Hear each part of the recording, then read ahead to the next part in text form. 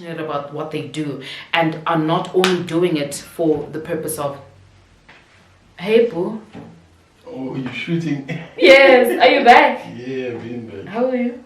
I'm right, Okay. What are you shooting? I'm shooting my master's journey, and then part 2 is going to be application questions.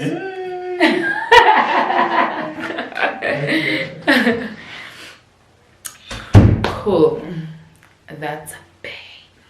Anyways. 1 minute, 37 seconds later. What's up, guys? Welcome back to my YouTube channel. It feels so crazy to say that because obviously it's been a while since I have been behind the camera. Every time I've tried to shoot, it's just a matter of either there hasn't been enough time, or it's been a matter of just like, oh, it's so difficult to get back into it once you've stopped, right? And the reason why I had to take a break on YouTube was obviously the reason why we are here today. Some really exciting news that I've already announced on my social platforms. Time has just been a factor, you know, between moving into a new place and figuring that out, to moving to a new job, and now officially moving to the UK to go do my master's.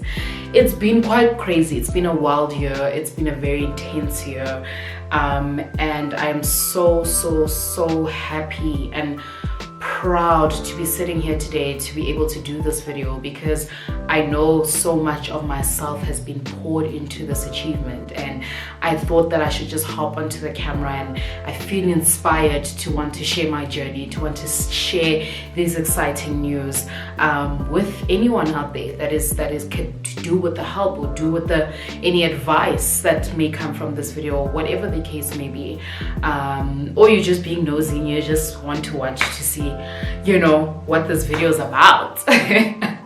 But whatever your reasons are for clicking on that link, thank you so very much. For those of you that don't know, you're probably thinking like, what is this girl talking about? So what had happened was, hey guys, what is life? Life is a film, life is a movie, and they understand the life. But anyways, I'm so incredibly honored to share once again that I have been awarded a prestigious Chevening Scholarship for the year 2021 to 2022 to go pursue my MSc in marketing at Brunel University in London, United Kingdom.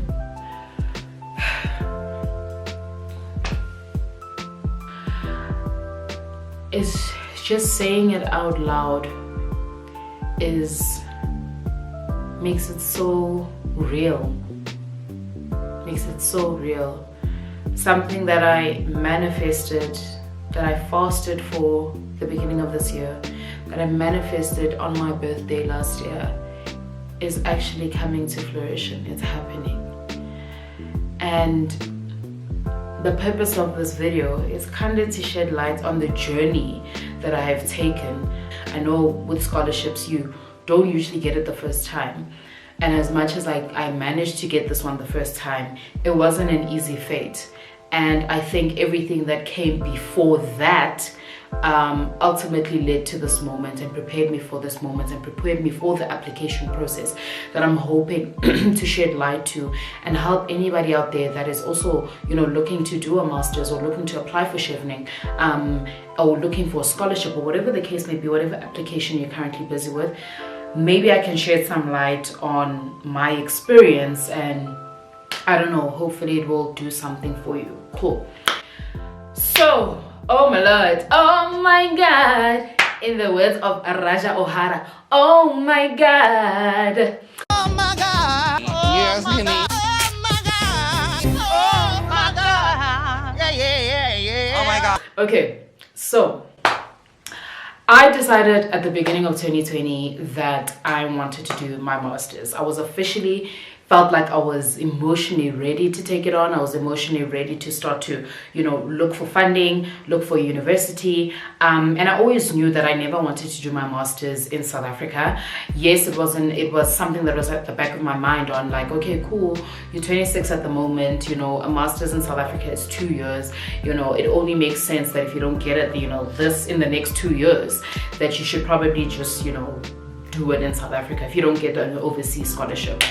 Sharp grand. So obviously I started the process of looking for universities. So I always wanted to go to NYU because NYU has a master's degree specializing in luxury fashion and business. And that was a degree that really, really appealed to me because I wanted to be very intentional in pursuing a degree that was within the realm and within the creative industry that I am trying to tap into, right? So immediately when I saw that NYU was offering such a prestigious degree that has the potential to connect me with the right people within the luxury industry globally, I was like, okay, cool, this is where I want to go without a doubt, right? So I began my application process at NYU around March, April. If I'm not mistaken, I could be getting my timelines wrong, guys, please excuse me, but I started in March, April. So then it was a matter of, okay, cool, I want to study at NYU. I don't have the funding, now it's the process of finding, a scholarship or funding. So Fulbright obviously is a prestigious scholarship that offers or awards students that want to study in the US. It's a fully funded scholarship. It's very prestigious. I'm sure everybody's aware of Fulbright. Applications for Fulbright opened, I think, around May or June, if I'm not mistaken. So or closed around May or June. I'm not sure, guys. My timelines are a bit messed up, and also 2020 was a ghetto-ass year. It was a ghetto year. It was not a cute year at all. So I've got amnesia with the amount of stress that went into that year. You understand? So excuse me if my timelines are wrong, right? So I applied for Fulbright, submitted my application. Yes, so it was so tough, trying to get that application in. Like, scholarship applications are so incredibly long. So much planning needs to go into it. So many people are involved in it. I mean, you need to have references. You need to really plan out and map out what you're going to say. You need to do your research on how to apply the application process. It's a lot that goes into a scholarship application, right? So I did all that. I did all my research. Not really, actually for Fulbright, I didn't do enough research. I just kind of like approached the questions as I was going. I didn't really plan them. I was writing as I was going, because obviously I am a writer. I'm a senior copywriter at an agency. So I was like, okay, I can write, I can tell my story, whatever. Guys, it's not as easy as you think it is to like put and map out what your plan is, to map out all of your achievements that you've achieved in your career, to really sell yourself in that application in a limited amount of characters and words that you can actually do that, So there's a lot of planning that I didn't do. And also, but one thing I can tell you is that I really paid attention into finding out more about my program. So I did a lot of research on this NYU fashion luxury MBA. It's actually an MBA in fashion luxury. So did my research on that, made sure that, when I go into this application for Fulbright, that I know exactly what I'm going to say and that I know enough about my program. Cool, guys. Oh, yeah, I need the application as a Fulbright. I need the application as a Fulbright. That was such, I had, guys, to a point where when it was time for me to submit that application, I kid you not, the applications, I think, closed at 12 midnight. I submitted that application like 5 minutes or 6 minutes before midnight. That's how much I was being to finish that application. It was really, really tough because I just find it difficult to write about myself for some reason. I can write about people, I can write about creative concepts, I can write about anything else. I can write about fashion, I can write about so many other things, but when it comes to writing about me and my achievements and my story, I feel like in my young adult life, I haven't had enough time to reflect on those processes until now, until I started this process of, you know, applying for scholarships, applying for universities, etc., to pursue my master's. Anyways, long story short, I didn't get Fulbright. Yeah. So I was like, okay, cool, I didn't get Fulbright, but you know, I hadn't also found out my verdict with regards to my application at NYU, which I also submitted. And part of my application for NYU, guys, is that I had to do a GRE test and I had to do an English test. So because it's an MBA, a GRE test evaluates your capability to, you know, understand simple quotations apostrophe simple mathematics. It's basically a standardized test to evaluate that you'll be able to cope with the demands of an MBA. And then the English test also evaluates that you can be taught in English and that you have comprehension of the English language as well. And it sucks that I had to do the English test because obviously all of my other degrees, I did them in English, plus my undergraduate degree, one of my majors was English language and literature. So I thought that was annoying. And all of these costs were coming out of my pocket. My applications, my English standardized tests, everything came out of my pockets. And that's another thing they do not tell you about your masters. To get in, you must have money.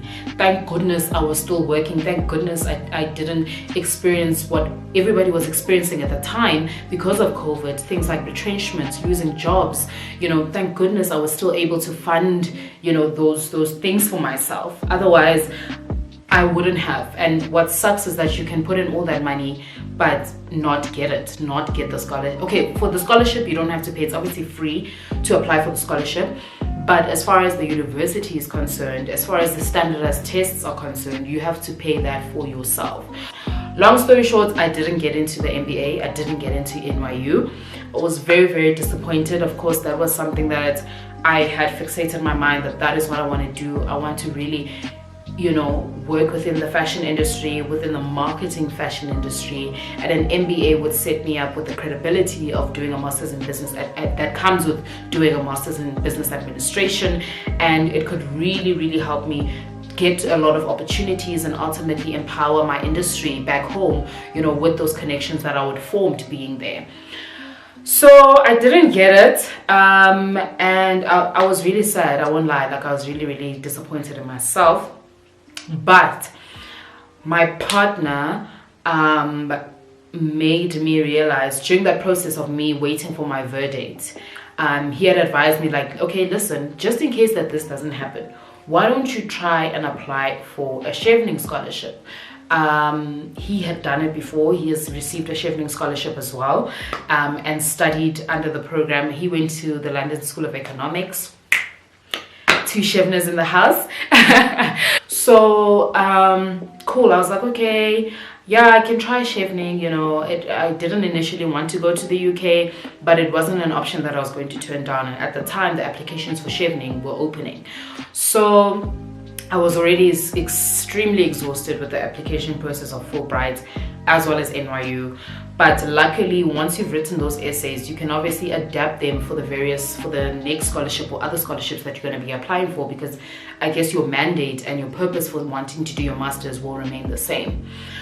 But do not copy and paste. Do not copy and paste. And I'm going to go into how to approach the application process further on in this video. So keep on watching. Stay with me here. Stay with me here. The important stuff is coming. So I started my Chevening application. I started the process of looking for universities in the UK. I knew that specifically because I work in the marketing industry already, I knew for a fact that an international marketing degree is what I wanted to do. That's the specialization I wanted to do. My electives will be primarily within business innovation and digital marketing. I knew that the digital focus, because digital skills are in such a deficit within our country and they are such a need right now, I knew that my electives, I wanted to have a focus in, you know, in business intelligence, digital innovation, digital marketing, etc. So a lot of my choices were like international marketing. All of my choices actually for my universities were international marketing or marketing, an MSc in marketing,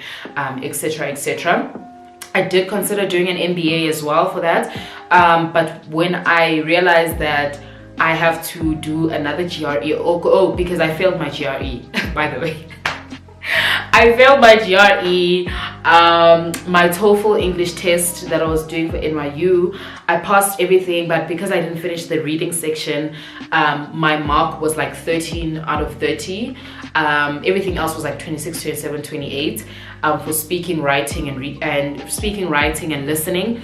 But for reading, I didn't complete that section. I only got 13 out of 30 because time is so limited. So technically, I didn't pass my TOEFL test either. So I failed my GRE.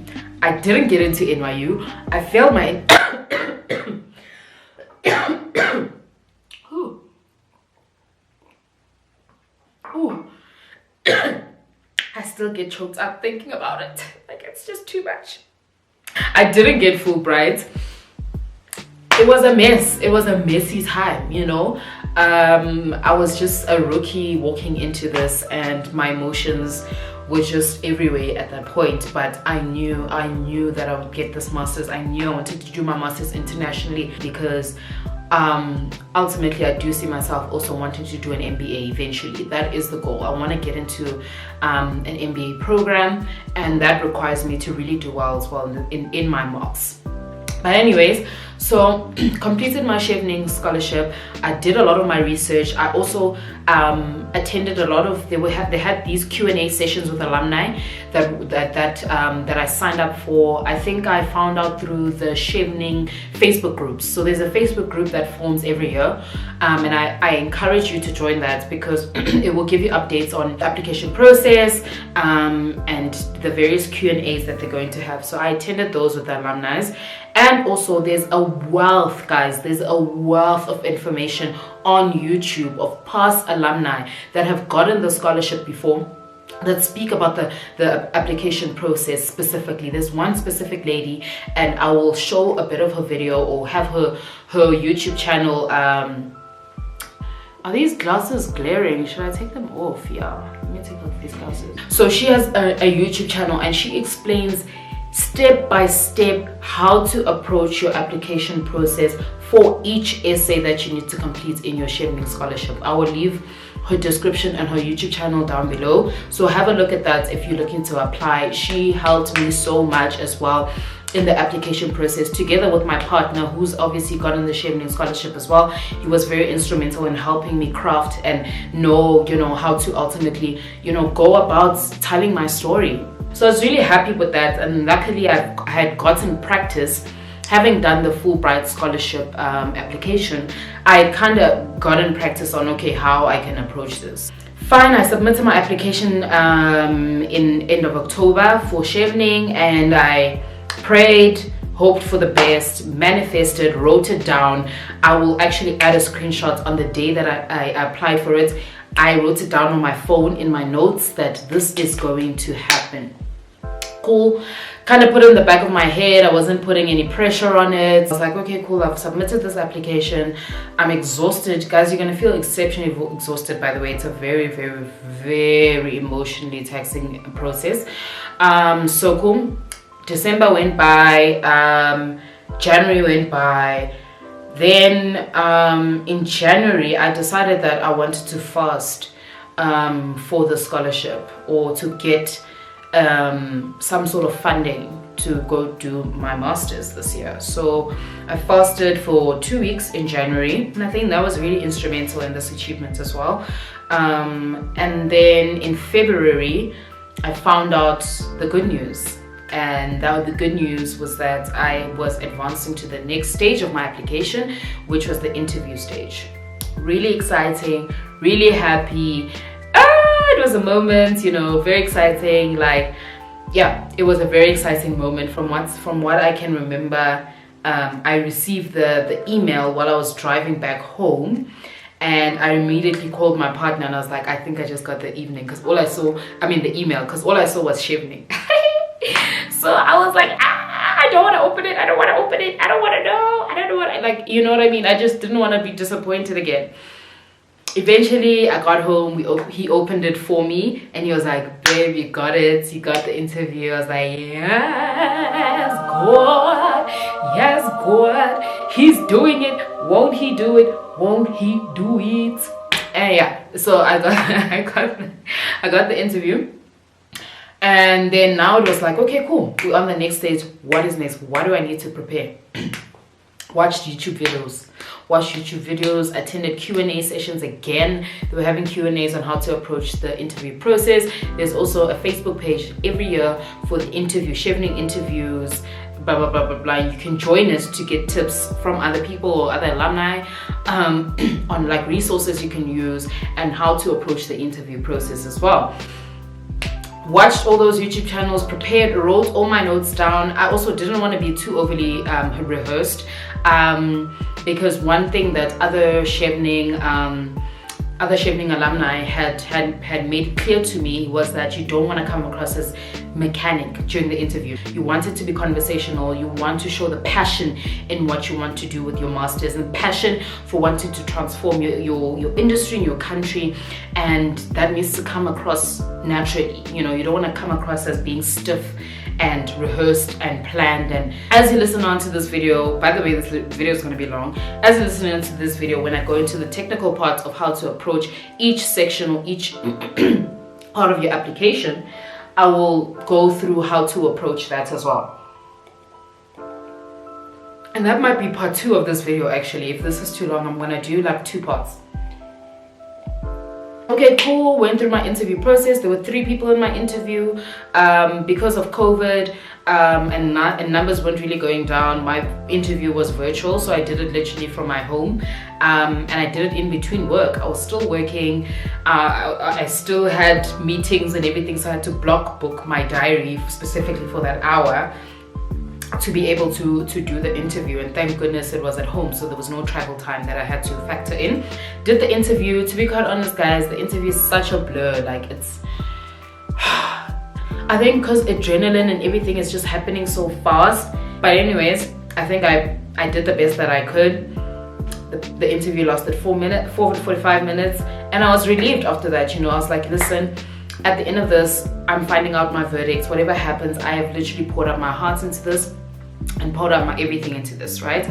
So the period between the interview taking place and you getting the verdict on whether you got a scholarship is like 3 months. So I was like, okay, cool, I'm trying to do my master's and leave this year. I'm not gonna just count on Chevening, right? So I found out another scholarship program, the First Strand Scholarship, and I was like, okay, I'm definitely gonna apply for that as well. I think applications for those closed like end of Feb.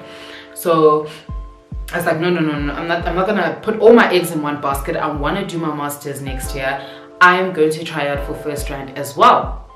So I tried out for First Strand. I completed an application, but my issue with these type of scholarships is that they're very selective and prejudiced as far as the type of people they're willing to fund in terms of what you want to study.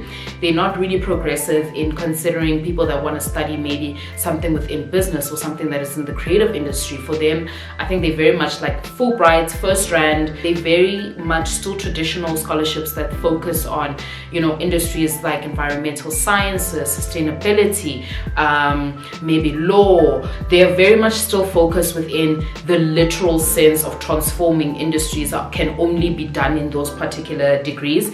And that's what I appreciate so much about Chevening, is that they're incredibly progressive. They just want you to show that you're a leader in your industry and that you have plans to transform your industry in a significant way, that you're a global visionary, that you're able to think beyond just South Africa. You're able to think even within the continent, how your skills can benefit your continent, how your skills can benefit your not only your country but your industry entirely.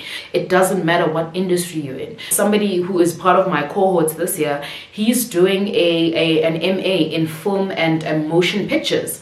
And there's another woman who's a vet, and she's doing her master's in aqua sciences or something like that, something to do with aqua something. But there's so many people doing so many things within my cohort. You know, it's a very progressive scholarship. So I applied for First Strand. I didn't get it. And then when I found out I didn't get it, I was like, okay, cool, Chevening.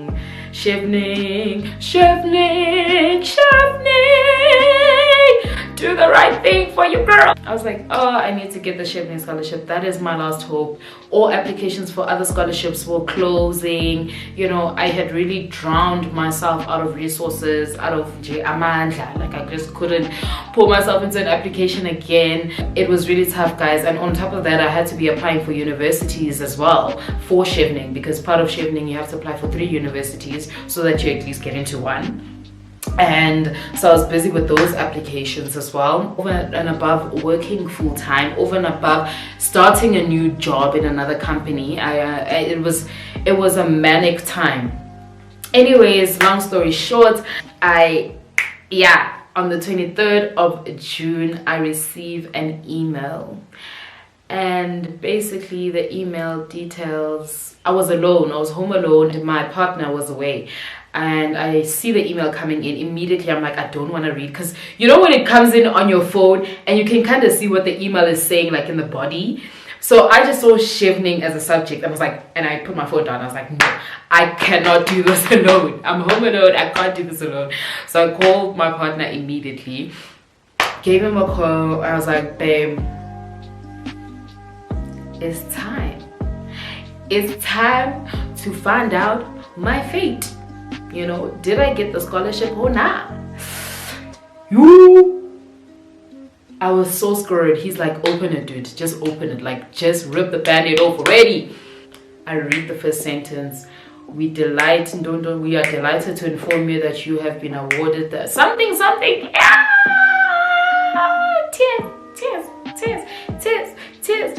Tears, child. The floodgates done opened. Tears flowed down. I was just, guys, I just praised God. Like, I just praised the Lord, and it was just like a moment of relief. It was a moment of happiness. It was a moment of a big sigh. So much was riding on this decision, and that moment for me was just a moment of just pure bliss. And so much blessings and so much anointing and so much happiness. You know, immediately called my mom, immediately called my brother, let them know the news. I called my mentors who were my references for my application, my creative director, shout out Chanel Young, shout out Wayne Habig.